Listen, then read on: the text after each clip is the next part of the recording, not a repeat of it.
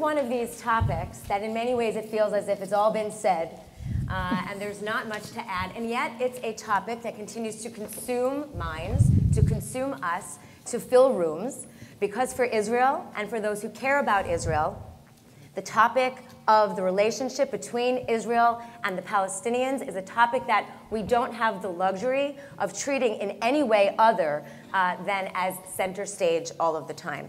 So before we go to the topic of the state of play of the relationship right now and where we are headed for 2015, and we have two very true experts here with us this afternoon. We're very lucky to have these experts here to help us wade through the relationship.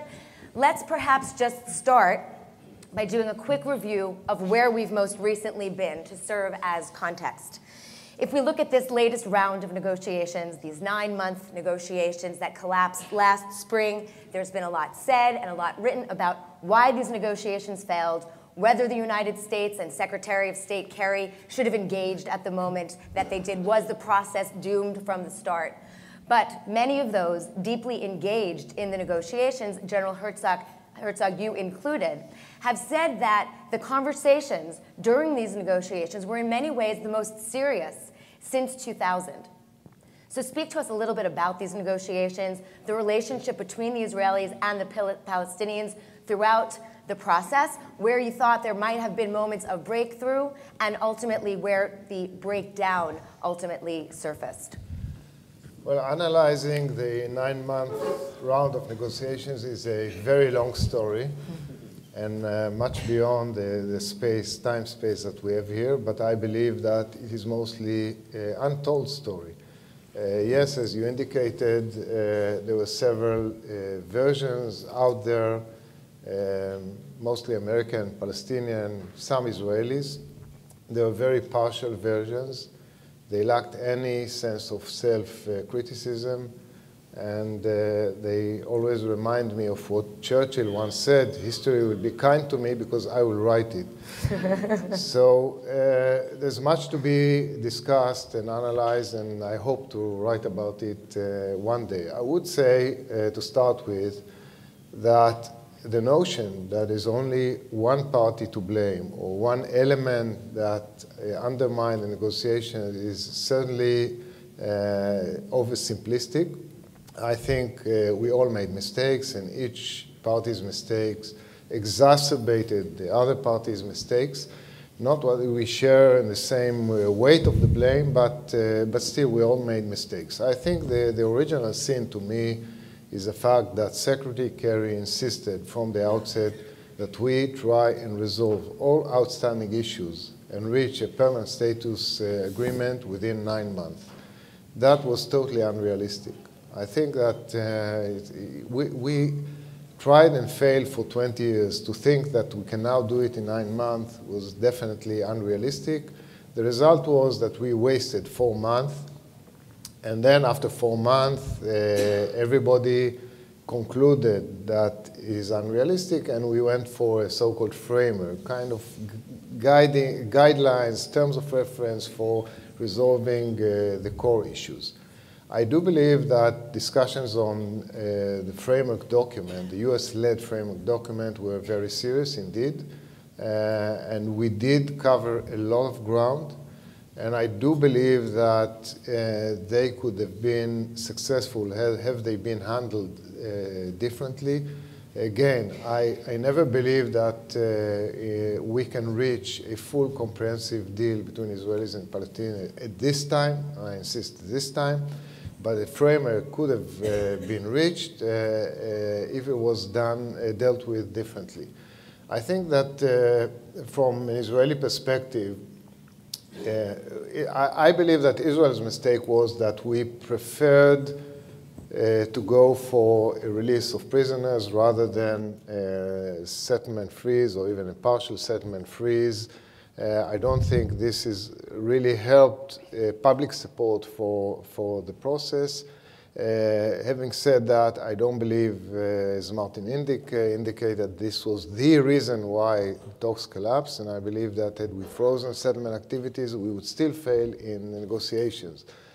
I believe that the Palestinians were playing or jumping between several strategies at one and the same time. They were negotiating with us, but looking for an opportunity to advance unilaterally their own statehood in the international arena, which they did when we did not release prisoners at the certain time, and they rushed to sign 15 international conventions, 13 of which you can join only as a state, and that was one of the crises we experienced. And it's all during that 9-month process? During the 9 months, violating our understandings and the ground rules for the 9-month negotiations. And ultimately, the last straw that undermined the talks was their deal with Hamas without telling us, without telling the US. The critical day when we were about to secure understandings about extending our talks by additional 9 months. So they were jumping between alternative strategies.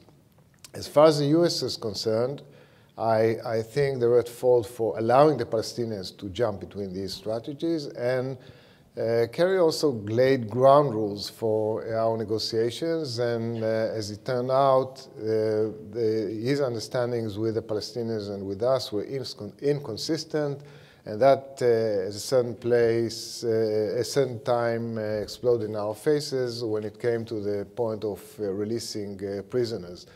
Ultimately, I believe that it is very tough because the gaps are real. They're not imaginary. They're not, it's not that, as some people say, you know, if you only get the right people sit in the room, we can do it in no time. It's not. These are real gaps. There was no lack, there was no trust between the leadership. In fact, this is the first time that we negotiated all the core issues without meeting each other. We did it only through the United States. It's the first time that we negotiated the core issues without the leaders meeting each other or talking to each other. I was part of Israel's negotiations with the Jordanians at the time. We used to sit with the Jordanian delegation, map out the differences, take them to our leaders. They would sit and resolve everything between them. Here we knew that this is impossible, because if we take it to our leaders and they sit down and try to resolve it, it will only worsen the state of the negotiations. We couldn't do it. So this takes, I would say, a different kind of leadership and relationship between leaders to move ahead. Unfortunately, there is a price for failing. We tried, we failed. And now some of the very serious work that we've done has become radioactive. It's very hard to revisit it and deal with these issues now following the collapse of the talks. So the topic for today isn't so much the U.S. role, but Aaron as an advisor to successive administrations and secretaries of state on this issue. We'd love if you'd want to weigh in potentially on the U.S. role in these talks now that it's come up. If you have anything to add along those lines, love to hear your thoughts on sort of the calculus of the administration in taking up this cause when they did. First of all, it's an honor and privilege to be here, and no one knows more and has done more for Arab-Israeli peace than Mike Herzog. He really is extraordinary, and thanks for being here. Look, I left government in '03. It's actually this end of last month, 12 years ago. It was a long time, and leaving government led to two things. Number one, I abandoned the illusions that I had with respect to how hard it would be to do this, but I kept hope, and there's a distinction. People often describe my analysis as annoyingly negative or cynical or despairing. It's none of that. It's none of that. It's a recognition of some basic elements that have been missing in this process now for many years. And while I don't have the privilege of being immersed in the details, that also has paid a dividend, because it has enabled me to see things more clearly and more honestly, things I never saw before. And I would reduce this to what I think is its essence. A two-state solution driving a conflict-ending agreement of the Israeli-Palestinian conflict, and I choose my words very carefully here, conflict-ending agreement, because I do not want to be misquoted or misinterpreted. Conflict ending agreement means that an Israeli prime minister stands before the Knesset and a Palestinian president before the Palestinian Legislative Council, and they say the following: we don't have peace. That can't be legislated, it can't be negotiated. That's going to take time. But on the 6 core issues that drive our conflict, borders, security, Jerusalem, refugees, recognition of Israel as the nation state of the Jewish people, and finality of claims, it's over. There are no more claims to be adjudicated, no more irredenta to be pursued. That is what I mean by a conflict-ending agreement. That is possible, but you need 3 things. And no matter how you want to dress it up, treat it, interpret it, rationalize it, and there are many virtues to process. Trust me. Negotiators fall in love with their negotiations. A fact I'm reminded of even while I think about John Kerry even today in Geneva, negotiating a comprehensive agreement with Iran. I ascribe to the view of Marx, and not Karl Marx, but Groucho Marx, who said in Duck Soup, dressed as Harpo, "Who are you going to believe," Groucho said, "me or your lying eyes?" And the reality is, I see what I see. And what is missing are 3 basic elements. You give these to me, and you can have a 2-state solution in the conflict. Number 1, leaders who are masters of their political houses, not prisoners of them. Every time there was a breakthrough in this conflict, without exception, it had at its core leaders who may have been pushed, pulled, preempted in some respects, but you had leaders in control of their political houses. Leaders who were not just politicians, leaders who were to some degree committed to making decisions and defending them publicly. In my view, you do not have that today. Second, you need a sense of ownership. And Mike is right. The U.S. role was mismanaged because the U.S. cannot substitute. Jimmy Carter may have substituted himself at the first Camp David in September of '78. Sadat and Begin made 3 times. Carter understood that this sort of mediation was required, but only after an extraordinary act of statesmanship on the part of Sadat, with the knowledge that Begin was the kind of leader who could, if he wanted to, deliver. You can't do this without a sense of ownership. And it was Larry Summers who said, in the history of the world, nobody ever washed a rental car. He's right. You don't wash rental cars because you care only about what you own.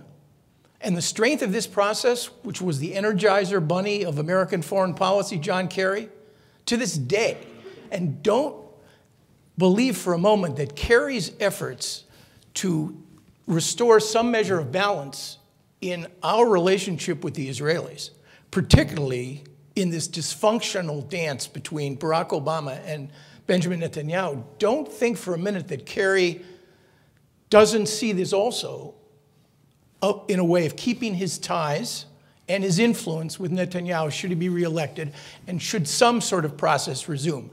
But Kerry's role was positive to keep the process alive, but that was precisely the reason it didn't work.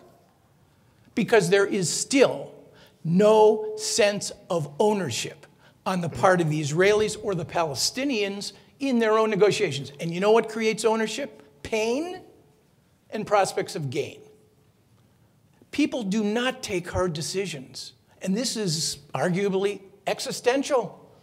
Matters of political identity, religious, overlapping sacred space. You don't take these decisions unless there are enough incentives and disincentives for you to do it. And finally, the third missing ingredient, other than leadership, ownership, is Washington. I would argue we really don't know what we're doing. And I would continue to argue that over the last 8 under Bill Clinton, 8 under George W. Bush, and 7 under Barack Obama, a testament to that fact. I worked for one administration that understood how to deal with the Arab-Israeli issue. And I worked for a Secretary of State who became anathema to many American Jews and to Israelis, did a lot of good for the state of Israel, but he also understood the necessity of the application of honey and vinegar. Sam Lewis's phrase, the late Sam Lewis, ambassador to Israel. The United States has to reassure, but it also will have to push and press if, in fact, you're ever going to get a deal. You don't have those things. None of them right now, in my judgment. And let me just add one more factor. Never have I seen an environment less conducive in a region for creating the kinds of positive, reassuring steps, certainly to make Israel's painful decisions a lot less painful. Just 3 examples. You have a divided, fundamentally divided Palestinian national movement. It looks literally like Noah's Ark. There are 2 of everything. 2 constitutions, 2 sets of security services, 2 sets of patrons, 2 visions of what constitute what Palestine is and even where it is.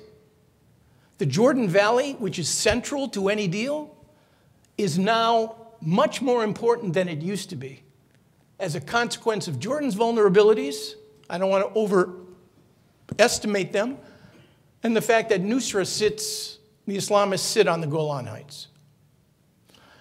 It's really hard to see in this environment any Israeli prime minister making and taking the kinds of decisions that are necessary. If you want a 2-state solution and an end of conflict, the bottom line is everybody is going to have to pay for it. And pay for it in ways I'm not sure they even understand. Israelis, Palestinians, the Arab states, and Washington. General Herzog, do you agree with this assessment that so for the time being, then, this process seems to be dead? And if so, in the absence of negotiations, then what might we expect to see? What are the ways forward? Are there sort of bottom-up elements to the relationship we might look to? Security cooperation between Israel and the Palestinians, for example, that we see as a potential bright spot. Should we expect to see unilateral proposals thrown into the mix from both sides? And what would be the meaning of these kinds of things? Obviously, we're in a very bad place today regarding Israeli-Palestinian relations. Politically, it's as worse as I can remember. I mean, security-wise, we had Intifada, suicide bombers, that's over, thank God. But politically, we are in a situation where the 2 parties don't really talk to each other. Each of them is now considering or taking unilateral measures against the other. That follows the collapse of the peace talks, follows the war in Gaza, follows the fact that the Palestinian Authority decided to internationalize the conflict, to go to the UN, to go to the ICC, and so on. It is clear to me, and I say it based on my talks also with Palestinians, that the Palestinians are undergoing a paradigm shift. The traditional paradigm was that of bilateral negotiations between Israelis and Palestinians with a dominant US role. That's what we tried for 20 years, and we failed. Now, given a mix of reasons, I won't go over all of them, they decided that a better course for them is to internationalize the conflict. On the one hand, to advance statehood through the UN and other international tools. On the other hand, to launch a political and legal campaign against the state of Israel, take us to the International Criminal Court, the ICC, and other additional measures. This is a very, very dangerous game. I could just see bad things emerging out of this. They declare war on us politically and legally. Israel responds. You can already see now, since they decided to go to the ICC, Israel is withholding tax remittances, tax funds that we are collecting on their behalf. And now the Palestinian Authority is on the verge of collapse, economic collapse. And the Arabs, how surprising, are not helping them, even though they promised them a safety net of $100 million a month if Israel stops tax remittances. So this is a very dangerous game. Ultimately, it closes the door on the potential of ultimately us separating from them. And I think it certainly fuels the international campaign to delegitimize the state of Israel. And it could also, in the end, impact security coordination between the two parties. While we fight each other politically, we still continue to coordinate security-wise in the West Bank, because we have converging interests in fighting Hamas. Abu Mazen is concerned about Hamas much as we are concerned about Hamas. They threaten his own regime. In fact, we exposed, the Israel Security Services exposed a Hamas cell a few months ago, which was planning to throw out Abu Mazen. So we still have converging interests, but it will be very difficult to maintain that level of coordination if the political environment is totally poisoned. It's becoming very unpopular in the Palestinian society now, this cooperation with Israel. And they started threatening us publicly in stopping this kind of cooperation. I don't think it's going to happen tomorrow morning, because it serves them even more than it serves us.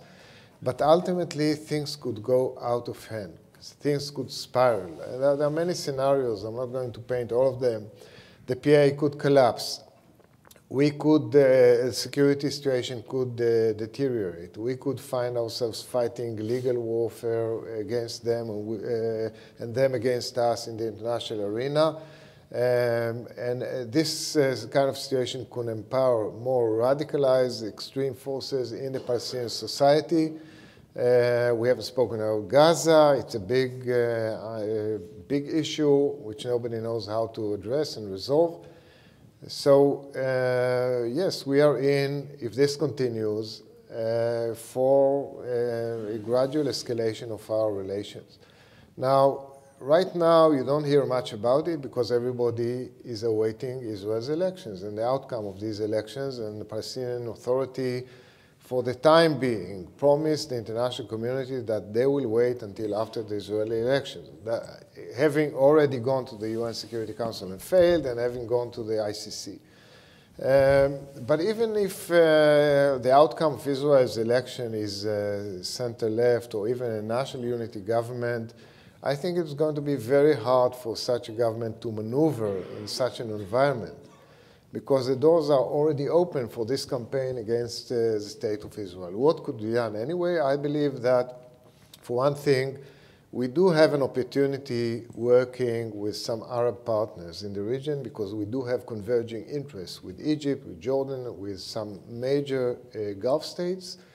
We see eye to eye as regards political Islam, Hamas, and Muslim Brotherhood. As you know, Hamas is a Palestinian wing of the Muslim Brotherhood as regards jihadists, ISIS, and the likes, and as regards the Iranian-led Shiite Islamist axis as well.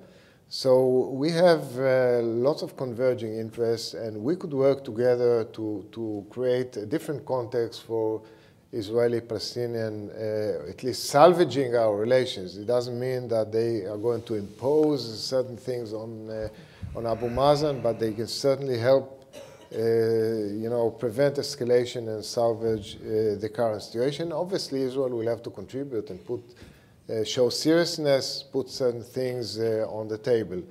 I believe that the international community, Israel, and first and foremost the Palestinians themselves, should invest much more in the bottom-up attitude. You mentioned it.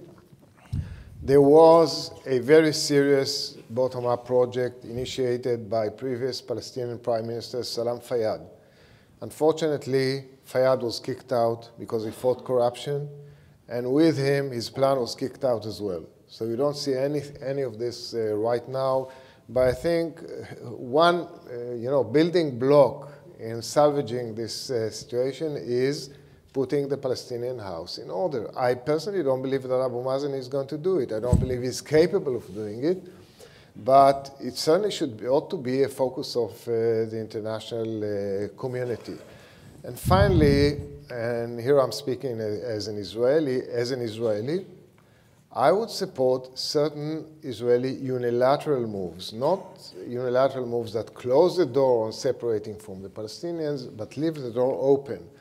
I think it's time that we start moving to separate from the Palestinians. If we can do it through negotiations, so much the better. If we can't, right now we can't, we should move unilaterally to shape our own borders, to start and disengage from Palestinians wherever we can. We should do it in a totally different way than we did in Gaza. Gaza earned unilateralism a very bad reputation because we withdrew and got rockets in return. There's a different way of doing it. I don't mean that tomorrow morning we should evacuate tens of thousands of settlers. This is not what I'm proposing, but there are many other things that we could do unilaterally to set the stage while leaving the door open for ultimate separation and two-state solution. Right now, in the Israeli elections, this is not a major issue being debated by the parties.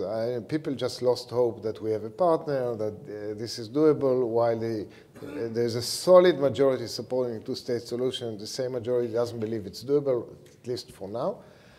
But it doesn't mean that we should be hostages of Palestinian rejectionism or give them the veto over our future. It's our future, and I worry about it. So, Aaron, you have called these unilateral steps on behalf of the Palestinians a diplomatic intifada.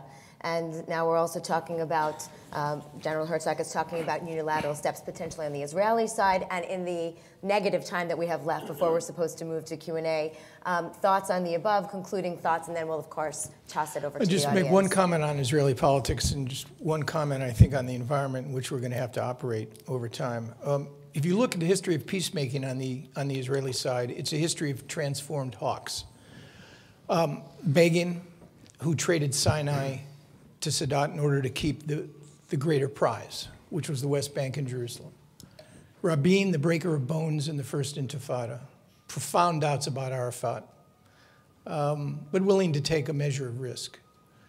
With the Jordanians as well. Sharon, the master architect of the settlement enterprise, but the only Israeli politician that could even, in the realm of an imagination, have the authority and the legitimacy to dismantle those settlements. And Benjamin Netanyahu, who remains the only Likud prime minister to date to actually cede West Bank territory to the Palestinians in the Wye River Agreement in October '98.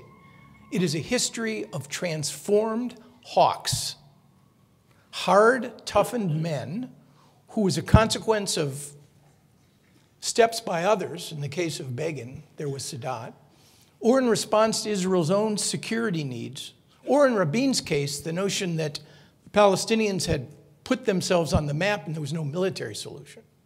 What you need, at least on the Israeli side, I wouldn't even presume as an American to tell Palestinians what they need. What you need on the Israeli side is a leader who is, in fact, tough, with security credentials, willing to take some risks, pragmatic to the core. If you had an Israeli prime minister and an administration that knew what it was doing, or alternatively, if you had an Israeli and a Palestinian leader who knew what they were doing, you need 2 out of 3 of the triangle. Mike is right about the Arabs, but most of the Arabs, frankly, are offline. And the entire Arab world is undergoing a transformation which will take decades. We won't know the final shape, but the trend lines are all running in the wrong direction. And it was the 4th century Roman historian Tacitus who said the best day after the death of a bad emperor is always the first day. And that's what we saw in the Arab Spring. I'm not sure the Arabs have the will or the capacity to stand up right now and deal with the Palestinian issue. You noted their reaction to last summer's Gaza war. Deafening silence. Deafening silence as the Israelis had their way. Egypt, the largest and most important Arab state, was virtually silent. The Emiratis, the Saudis, nothing. It was stunning, stunning testament to me that what Mike said about a degree of coincidence of interest between Israel and the Arab states is right. They fear Iran and its Shia guys and Sunni Islam and the guys of ISIS, to be a much greater threat right now. than the state of Israel, and even Benjamin Netanyahu. So what you need is transformed hawks. One final comment. We are going to live, it seems to me, for the period ahead, in a sort of peace process Bermuda Triangle, trapped between a two-state solution that's too difficult to implement and a two-state solution that's too important to abandon.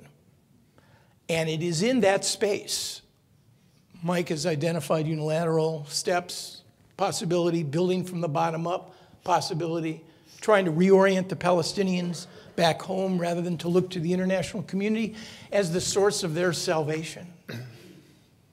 But it comes down, last point, in the end, to leadership. It really does. This is not a bottom-up process. Because the amount of pain Israelis and Palestinians are prepared to absorb is limitless. You need leaders to direct, to fashion, and to shape. Between 1920 and 1950, 6 men were responsible for most of the death, destruction, and havoc, as well as prospects for peace and prosperity in much of the Western world. 6 individuals. You need leaders. We don't have them. So I don't know whose idea it was to leave such a short amount of time for such a weighty topic, but we are ready to move to Q&A. My name is Jess Sadik from Silver Spring, Maryland. Mr. Herzog, I'd like you to take your point about Palestinian rejectionism one step further.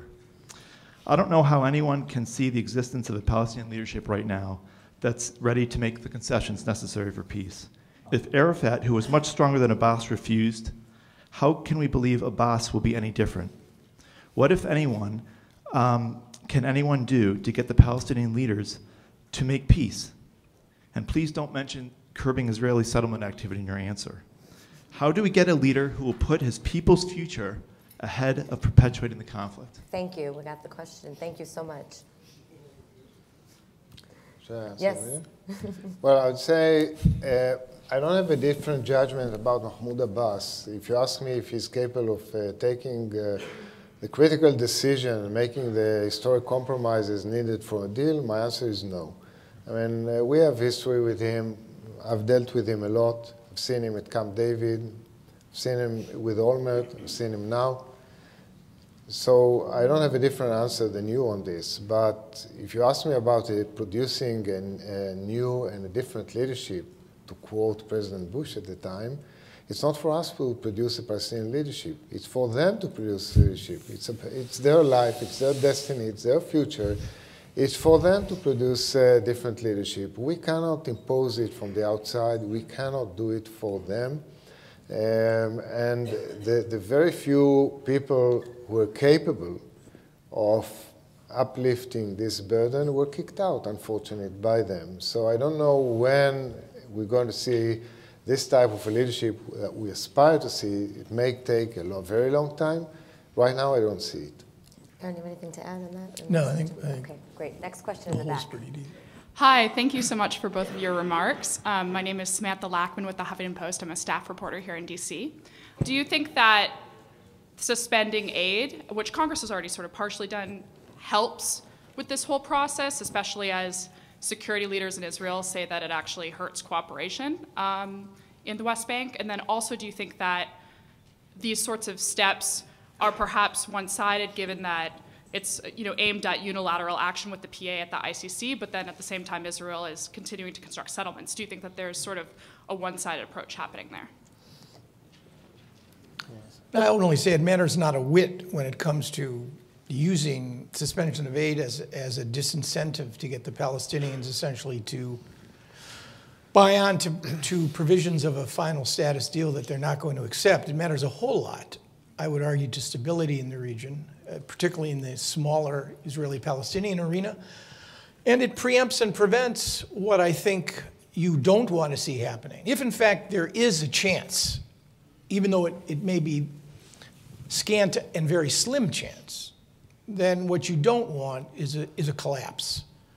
And, I mean, Abbas has threatened to return the keys to the Israelis, metaphorically speaking. keys of governance, I don't think he's going to do that. But I'd want to see Palestinian assistance continue as long as it's transparent and accountable, and that it supports what is really necessary, which is Israeli-Palestinian security cooperation. We provide, I think, and it's funny, we've provided, this government, this country has provided $5 billion since 1993. Currently, $440 million for economic assistance, and I think 320, I think, for economic assistance, and then an additional 70 plus for non-lethal equipment for Palestinian security cooperation. I think that aid is valuable, and at least on the security cooperation side, should be maintained.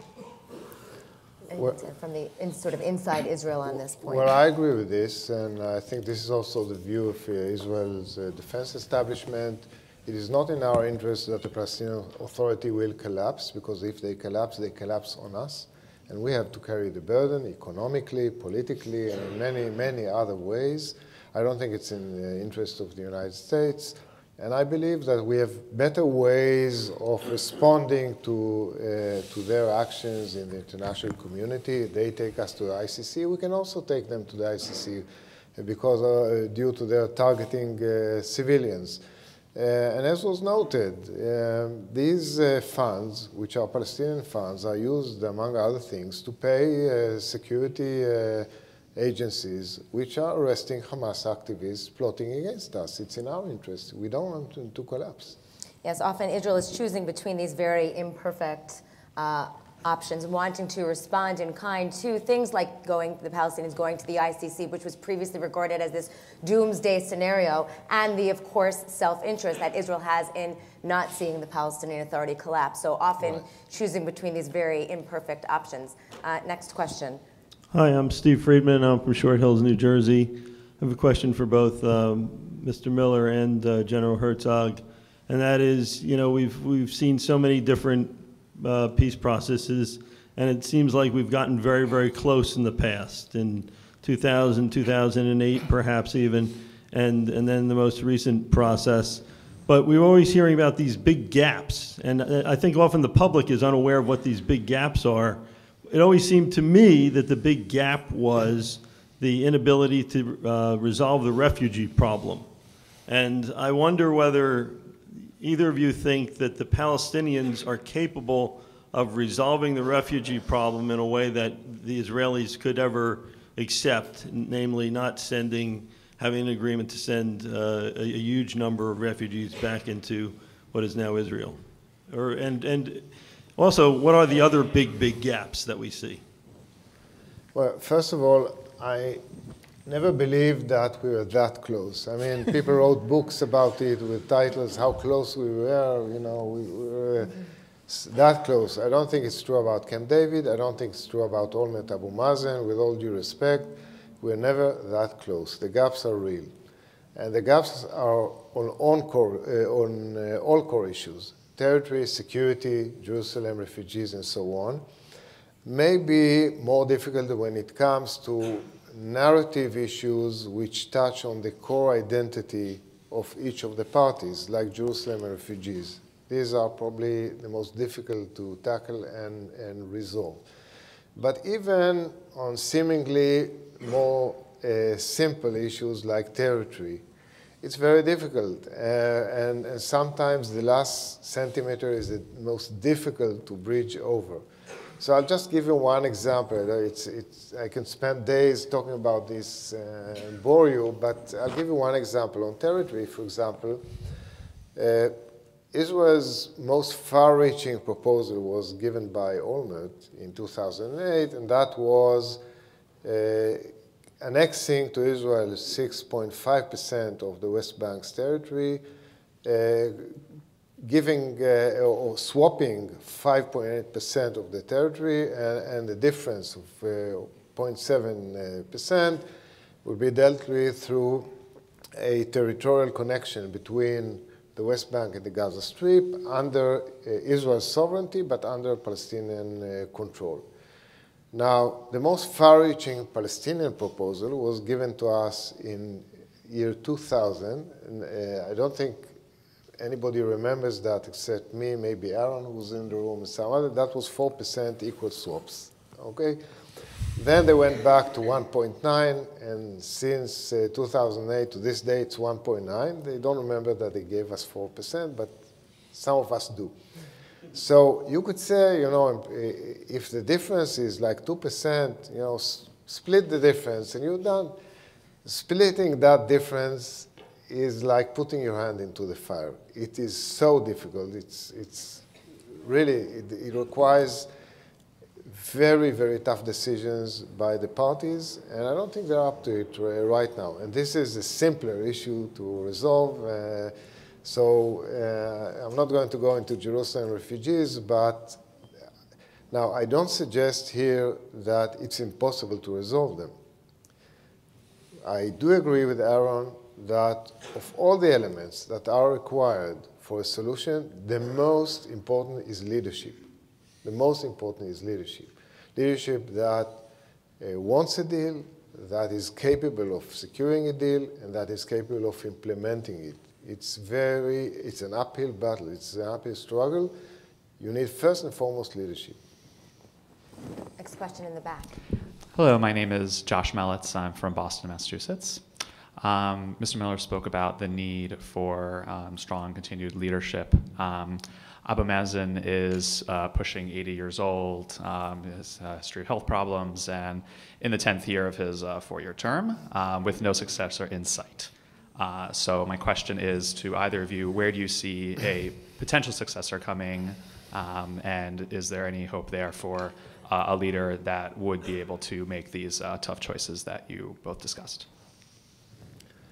Well, there's no evident heir to Abu Mazen. Abu Mazen is 80 years old. He's not getting younger, as you know.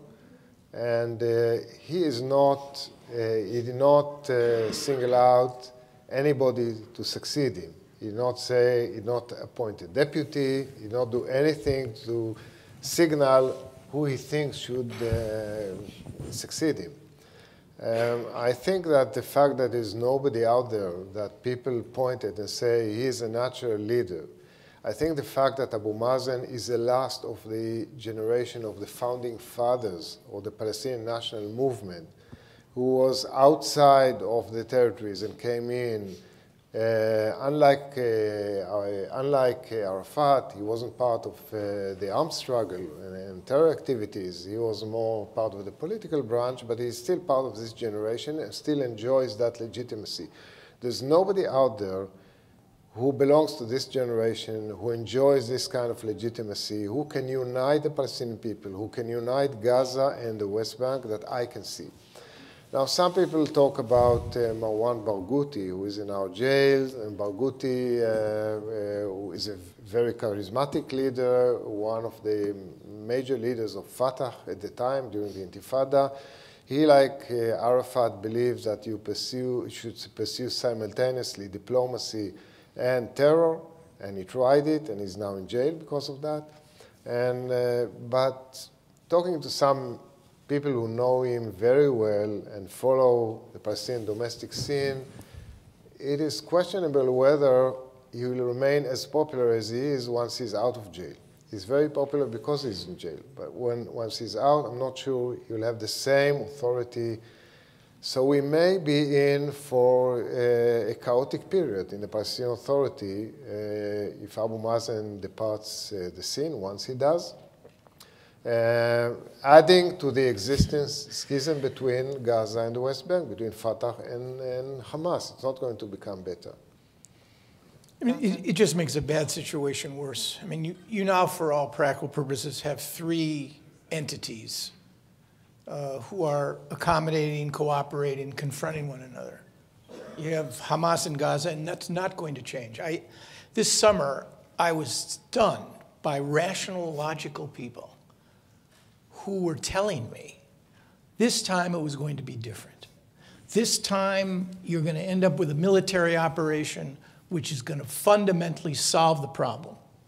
And out of this is going to emerge a Hamas, which is domesticated, or no Hamas at all, and Mahmoud Abbas was going to return to Gaza. There was going to be unification, and Gaza was going to be the new Singapore. Right, we're still talking about the PA potentially taking over the border. Rational people were arguing this in people who have access to all kinds of information. But if you looked at the dynamic, it was not going to happen. It was an asymmetrical conflict in which Hamas won by not losing. And that's precisely what happened. If Mahmoud Abbas passed from the scene today, you'd end up, Gaza would remain as it is, Israel, of course, and there would be a collegial leadership, probably, composed of security and political leaders in an effort to try to fill a void that cannot be filled. Leaders need three things to be legitimate in a democratic polity, for sure. They need electoral legitimacy. The people have to pronounce in some manner. They need historic legitimacy. That is to say, they're associated in the minds of their constituents with big events, armed struggle, negotiations, something that makes them authentic and real. And finally, a leader needs the legitimacy of success, which is, by the way, the world's most compelling ideology. It's not capitalism, it's not nationalism, it's not even democracy. Success is the world's most compelling ideology because success breeds power and it breeds constituents. And the Palestinian Authority lacks so much of that. So again, annoyingly negative, and I'll speak for Mike here, we apologize, but it's a real assessment of what may actually transpire. Question in the front. I'm Marilyn Abend. I'm from Portland, Oregon, and I was going to ask the same questions about leadership, and so I'm going to switch it to the next generation. I know that I read many surveys, both in Israel and from the Palestinian side. The majority of the Israelis do want a two-state solution. The Palestinians, from what I've read, I don't know if it's accurate, don't. Okay, and the majority of both populations actually support the two-state solution in consistent polling, but also the majority of both populations think that a two-state solution is just not at all possible in the near term. Okay, so when I talk about two states, I'm talking about a Jewish state of Israel. Is that acceptable to the Palestinian population? That's a different question. That's what I'm reading, that it wasn't. A two-state solution. Okay, that it wasn't. All right, so I'm talking now then to, from my reading, I don't live in Israel, I've never been to Palestine or the territories. The generation that's coming up, the propaganda of the generation, specifically in the Palestinian side, the anti-Israel, anti-Jewish, anti-American, anti-West propaganda. I mean, can you speak to that at all and how that affects the negotiations, the dream of the two states, a Jewish state and a Palestinian state? Oh, either way. I mean, I ran Seeds of Peace for 3 years. It's a remarkable program. I've read about It brings young people from regions of conflict, including India and Pakistan, Afghanistan, Egyptians, Jordanians, and Israelis and Palestinians. Some are middle class, some are upper class, some come with a suitcase and they open it up and it's quite heartbreaking. But that experience demonstrates, in essence, that if you can create an environment in which one another is exposed to their respective narratives, that in a space that's safe and secluded under professional facilitation, attitudes can in fact change. If you could run, they bring 300 kids a summer. If you could bring 3,000 Israelis and Palestinians, you might have a shot.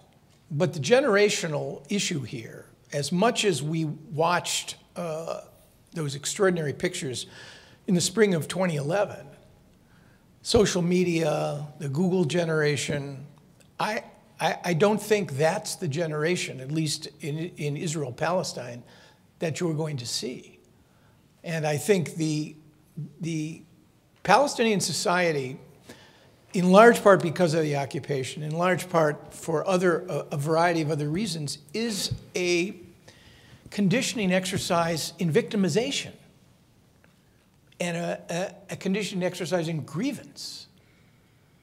And I think that's very, very difficult. I don't like using the word peace. I really don't. we've sucked any sense of what it really means out of the phrase anyway. We've trivialized it, and you know what it's done? It's raised our expectations.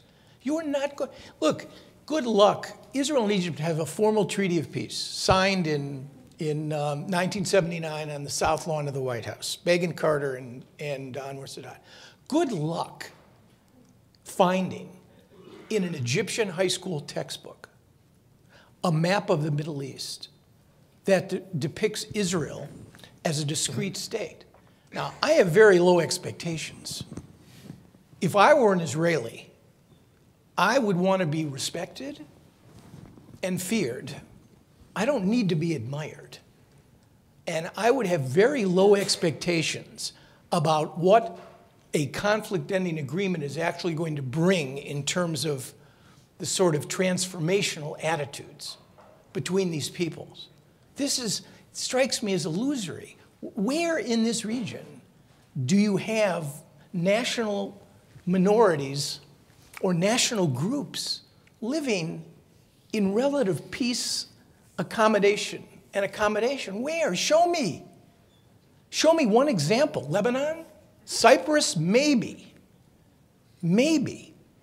No. This is a business deal. And the sooner we recognize it, the better off we're going to be. It's an unsentimental business proposition. We have things that you want, and you have things that we want.